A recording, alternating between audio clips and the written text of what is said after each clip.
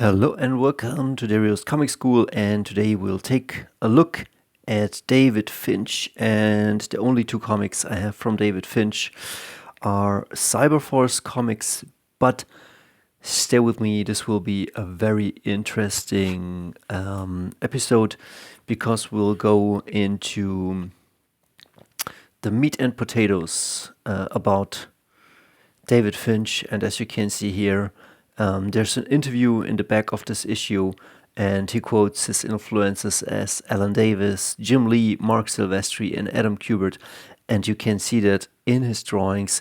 And because this is a comic school, I want to show you a bit of his drawings and encourage you to to kind of do the same, to recognize that even for you, maybe David Finch might be one of the best, but and there's no but in that. It's just like I want to show you that all the great artists are probably they soak up other great artists and then they turn into what they themselves are. So if that makes sense. But as you can see, while I was reading the comic and looking through the drawings, I was thinking, okay, this looks a bit like Jim Lee, this looks a bit like Greg Capullo, this looks a bit like Silvestri. How come? And I was thinking, and as you can see, I was like drawing a few things here and there just to get a feeling also for the story. How old he was when he was drawing this. He was age 23, very, very young. I don't know, I have to research how he got that good. And as you can see, I was also like thinking like a Cyberforce, something like the X-Men, but it's very interesting. And what I have also, like I have other comics, not just like Jay Lee, and we will take a look at Jay Lee in the next episode, and not just like Joe Madureira, but Top Cow, they had their own studios, and so in their studios they had a lot of talent, and I think that talent pool they had, they influenced each other. That's because you can see like they influenced each others, and that's very, very powerful. And we're now in the internet age and trying to make comics, and it's the comic school. And what I want to tell you is like you need somehow, wait for it, a comic peer group, a comic peer group. You need a team, because like I had my mentor Ralph Niese, go look up his artwork if you want right here. And right now I'm communicating with a good friend from Argentina, and he draws cool comics, and I'm communicating with a good friend or a few good friends here in Germany. And the more you have like compadres or a gang going towards a goal, you can kind of you can help each other out. Like you can, there's like, imagine you have a studio, okay? You want to do comics. You're a young talent. You can kind of draw, but you can't draw all that good. So you get in a studio, and Mark Silvestri is hiring you, and they tell you, okay, we need to have this finished by the next month, and you go on this video, on this comic. I have different other comics like where the younger teams are drawing, and the drawings are kind of terrible. We'll take a look at that in a later episode, but still, they were teaching them, you got to draw the hands this way, you got to draw the legs that way. So they were kind of involved all together in an endeavor to make money and to produce a good body of work, because a good body of work, great quality, creates great money. And so they were working together, earning together, they were kind of hunting together. And that's a very important point. And it's like 2 points, as you can see. If you break down who is David Finch at this point, he's these four guys. He's Alan Davis, he's Jim Lee, he's Mark Silvestri, and he's Adam Kubert. But that's not who he is. Like, he's David Finch, but that's that's how he got to himself, by learning from these guys. So you have to find maybe your 4 influences. And I see this a lot lately. Every time I analyze something, you can see that I see it in musicians too.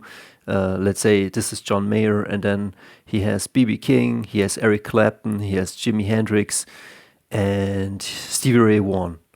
But now you have a John Mayer, and you're now here, and maybe you are influenced by 4 new guys, and that becomes the new you. You know what I mean? Let's get into the comic. Sorry for the rambling, but that's really important. So I got just 2 comics because David Finch is not exactly who I am. I am more Mike Mignola, John Romita Jr., Barry Windsor Smith, Frank Miller. It's more Kirby energy in myself, and it's more noir, and it's not so much Mark Silvestri. It's not so much David Finch. It's not so much Jim Lee, and it's not so much you know what I mean? And that's not to put anything down. I'm just saying this is me, and this is another guy. And the question is, what are you? You know what I mean? So whatever your influences are, indulge in them fully, because that is the way to find yourself as an artist. So there is a thing to say about David Finch, and I highly respect that guy, because at a young age, like, he definitely wanted to do stuff, and I have to research how he got that good, but he has definitely a great, I don't know, he has definitely some great anatomy and some things he really wants to put out. He has a high bar of quality, and that's always a good thing. I mean, look how relevant he stayed from the mid-90s till up until now. I don't know if he's still producing comic work, but he did for a very long time. And he has a channel of his own, and that's a great source. I sent you over to his channel. Learn his anatomy, study all of the things. Like, he has some very good videos on perspective, anatomy. What else? Like, as you can see here, I was studying a bit of Jim Lee stuff, a German artist, Executioner song, and that's what's necessary for an artist, to constantly sharpen your tools. And here I was, I think, drawing something like Michael Turner. I don't have comics from Michael Turner. Maybe I should get some. But again, I was more or less into Andy Kubert, Adam Kubert, Chris Bacalo, Joe Madureira, and as you can see, these 4, these are my guys. Or maybe also like Barry Windsor Smith, John Romita Jr., Frank Miller, and Mike Mignola. So let's get into the comic and what I want to show you. So this is a Cyberforce comic, and it starts pretty cool. Like, we get some cool 90s action. And I have to say, the story is by Brandon Peterson, and Brandon Peterson is also a comic artist. But if he wrote this story, this is a really cool story. And I can also recommend the Cyberforce issue 16. It is kind of pop culture from the 90s. It is Ripclaw. He's somehow, I don't know how to call it. This is like the Danger Room. I don't know. I don't know too much about Cyberforce, but it seems to me kind of like X-Men smashed together with Johnny Mnemonic. And so something in Ripclaw breaks down, and this guy, I don't know what's his name, he stops the Danger Room, and then we get a flashback, and the quality of this comic is really amazing because this comic is now 30 years old, and as you can see, it didn't age one day, because the artwork, what do I have to say? Like, it's quality, and well, is it the best quality? That's probably not the best quality, but it is a high enough quality where you can say, okay, these are kind of beautiful hands, beautiful arms. We got a bit of action. Doesn't look all too bad, like beautiful heads. We got a bit of a background, a dojo, and here we get no background, but that's okay. Like, this is concentration. I will show you later a panel where he sits with his parents at a table, and we get concentration. I will show you that. That's when you don't need backgrounds. And so here you have your Karate Kid moment. Ripclaw as a young guy. What's his name? I think Robert is his name.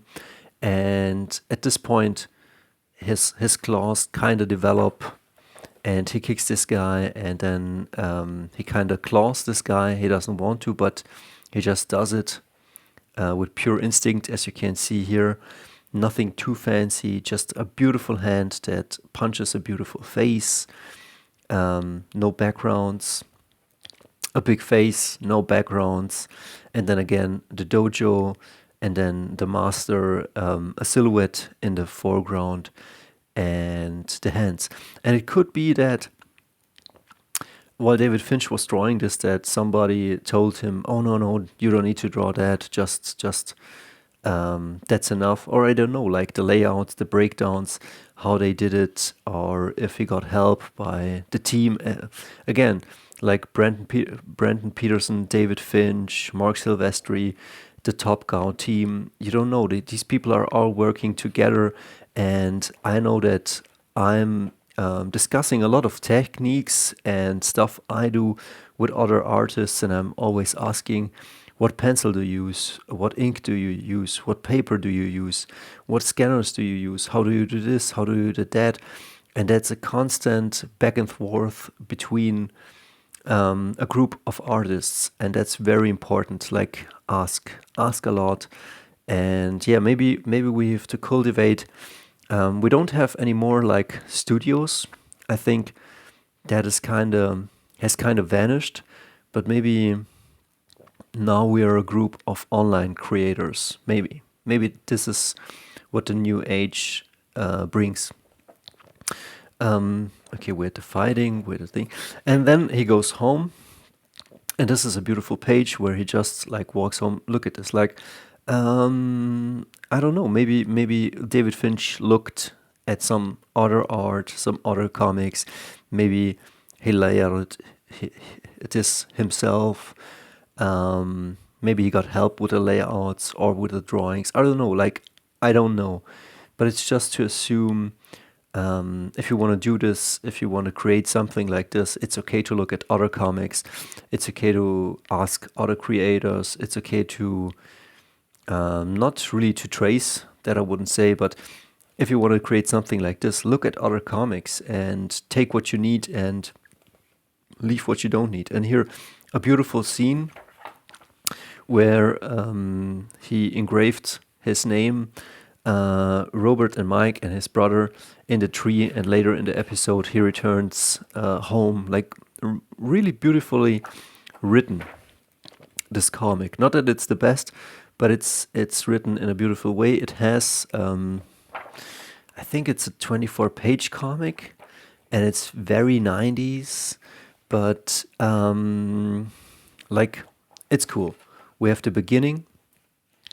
He wants to train, he wants to work out, then some things happens, we don't know what's happening. We get a flashback into his childhood. The kid develops some strange claws, then they go back, then he has a white skin, he goes home. And we can relate to that, like, because everybody was a teenager.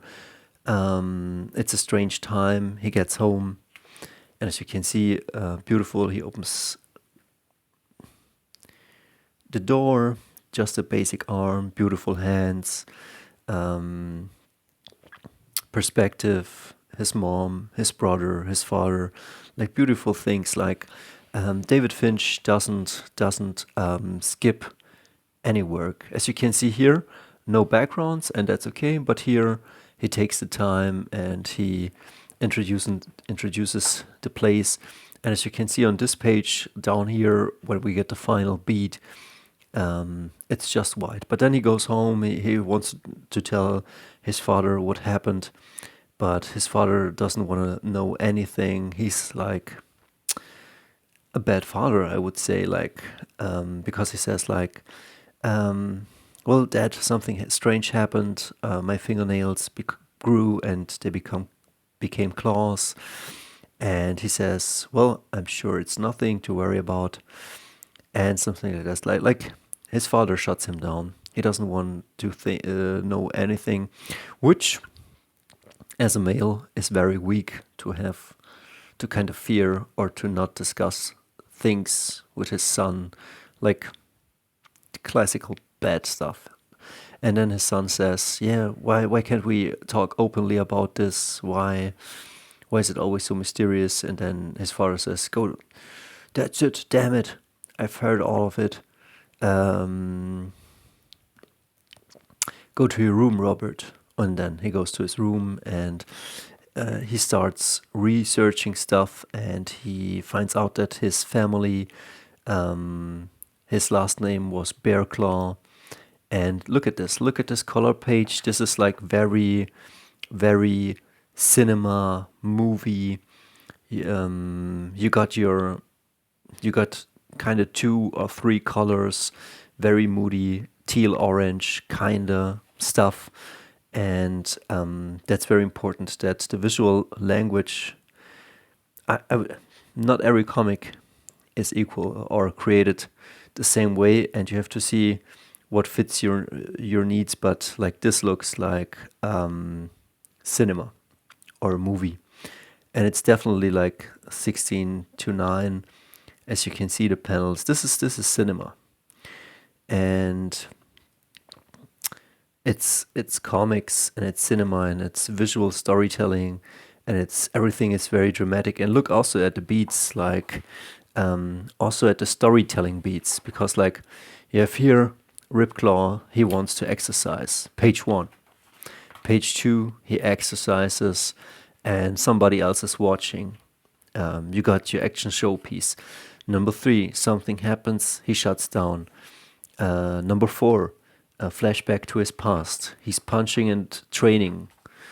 Number 5, he's training, something happens.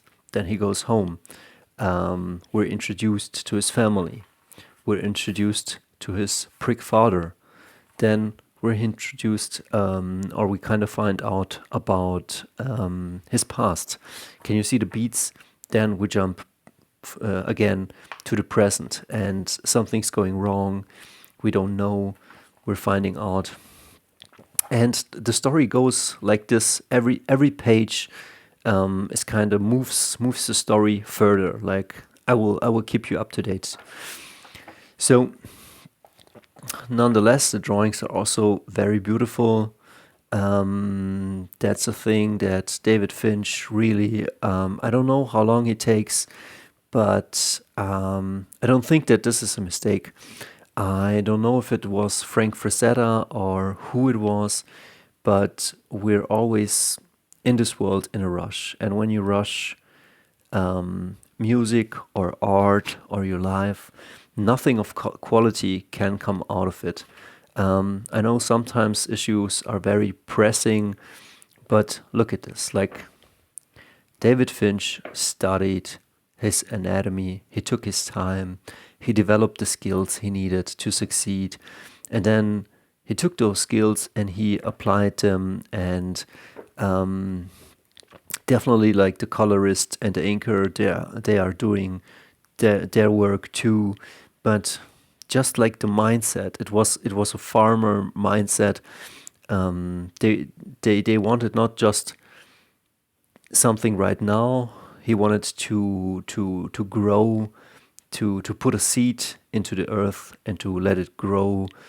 I wouldn't say slowly, but definitely organically, because like if my calculations are right, he's 23 while he's working on this one.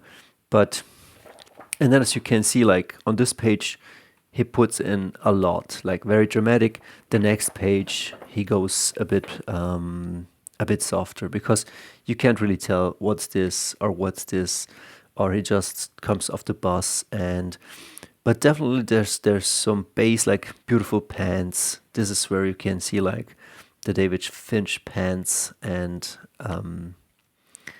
yeah. But other things are pretty basic. This is just a basic face, although very beautiful. And then here just shapes. So he's not taxing himself all of the time. And again, the story beats, Ripclaw in the present. Something is failing. We don't know what's going on. Very dramatic. Then we jump back to the past. Robert has gone to an Indian reservation. He thinks, okay, everybody told me that Indian reservations, that things there are bad, but now I'm seeing it with my own eyes, and things are bad here. Point.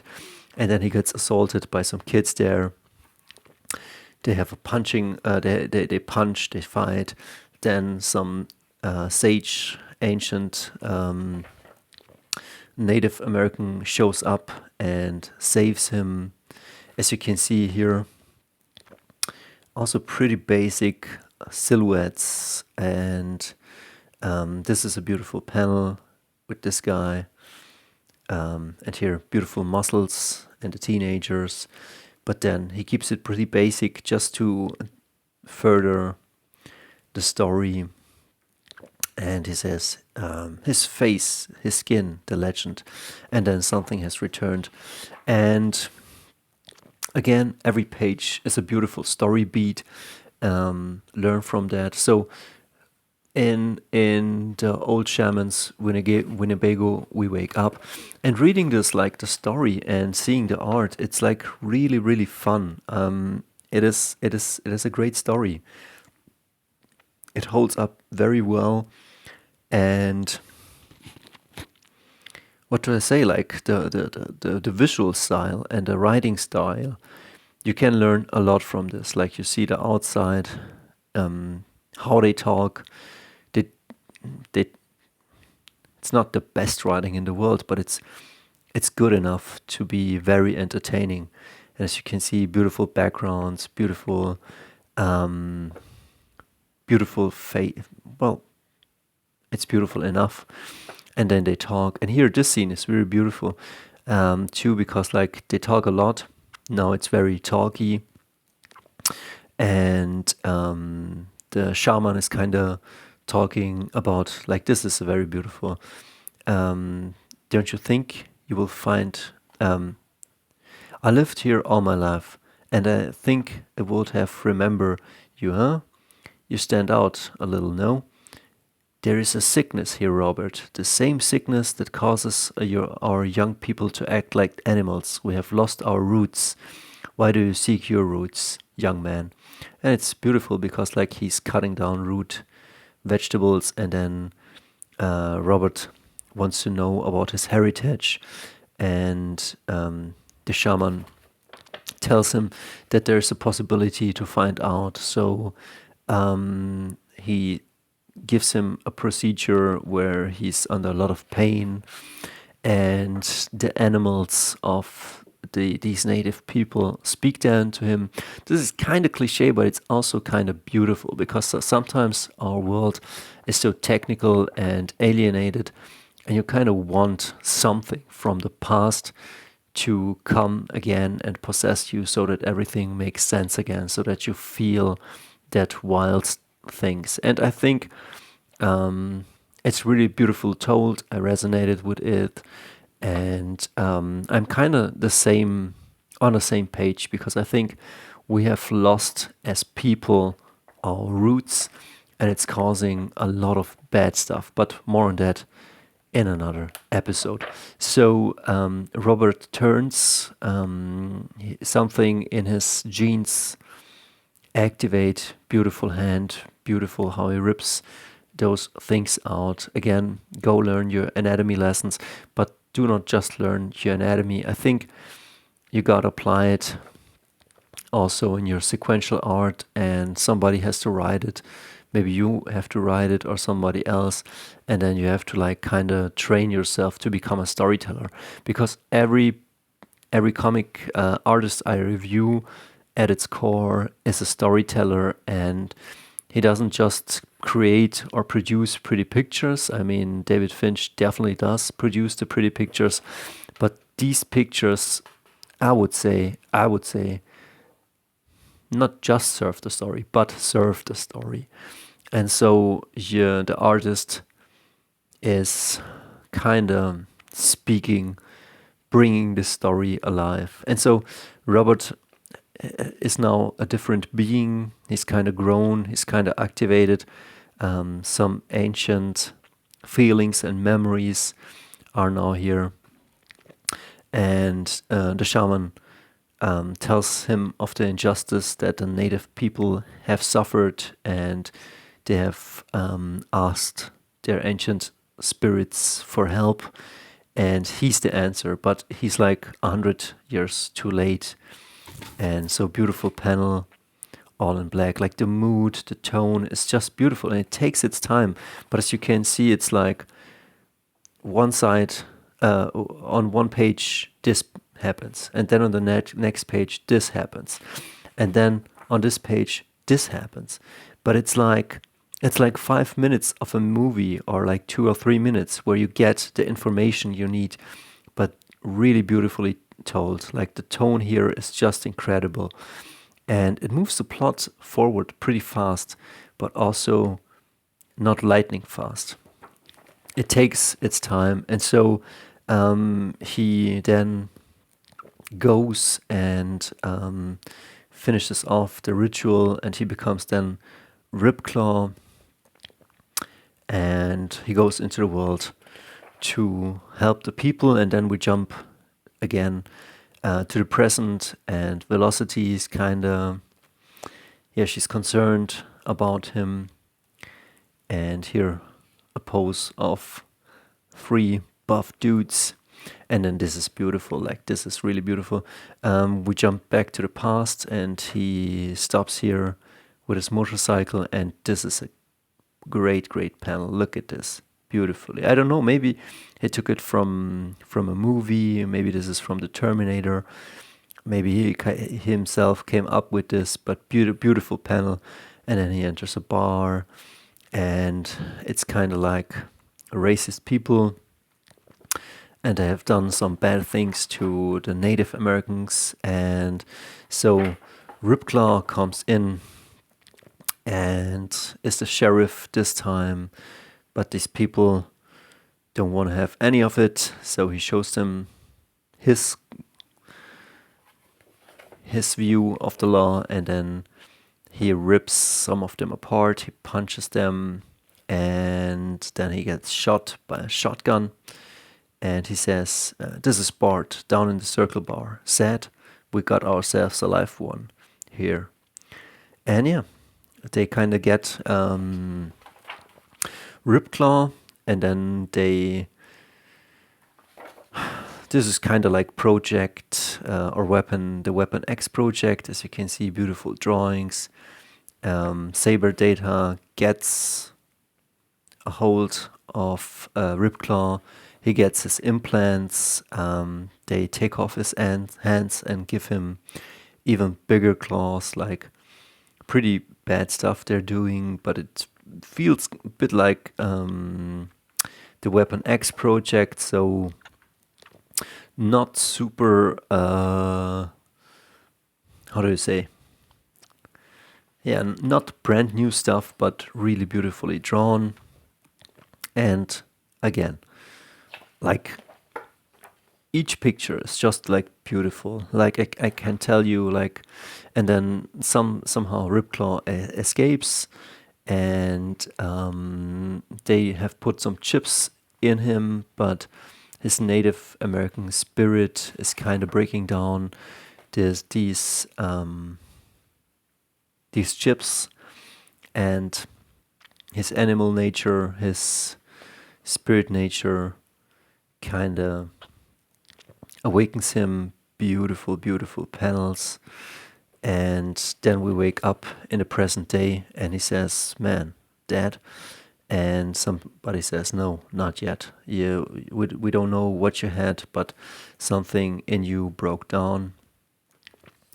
And they talk a bit, beautiful close-ups of some very manly faces and just beautiful artwork all over the page. Again, I'm not a huge fan of David Finch, but you can't just, how do you say, you can't diminish the work on this page and the beauty. And so Robert, after kind of healing up, goes home, wants to revisit his parents, and then this episode is over, and that's it. And I think it's a very, very beautiful, I don't know, I think it's a 24-page comic, but I don't know. And then we got here the David Finch interview. Look at this. This looks so beautifully 90. I have to check out what Wolverine 31, 32, and 33 is. And here it's where they say, "What are your early influences?" And he says, Alan Davis, Jim Lee, Mark Silvestri, and Adam Kubert. And this shows in his art. And then we got a Witchblade art and a bit of ads. And then just 2 issues later, I guess, it seems like his artwork got even better. Like, I don't know how long it takes for a page, but, and this is an issue where Mark Silvestri draws, then Brendan Peterson draws in the middle. And I kind of like his stuff. He's also very good, but as you can see, he draws always these very long faces. Something is kind of off. And you can say it's a style, but yeah. And then at the end of it, we get David Finch again at its best. He's just like a monster. Like, look at this.